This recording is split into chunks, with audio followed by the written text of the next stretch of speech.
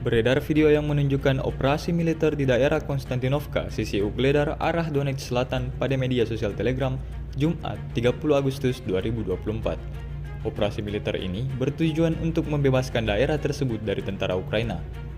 Misi tersebut dilaksanakan oleh Batalion Dostalov AV yang dinamai berdasarkan pahlawan nasional Rusia. Tampak dalam video, terlihat batalion tersebut memanfaatkan drone yang dilengkapi dengan granat. Drone tersebut kemudian digunakan untuk membersihkan ranjau serta mengeliminasi tentara Ukraina yang bersembunyi di parit. Seperti yang terlihat dalam rekaman. Hingga video ini beredar, beragam komentar dituliskan warganet.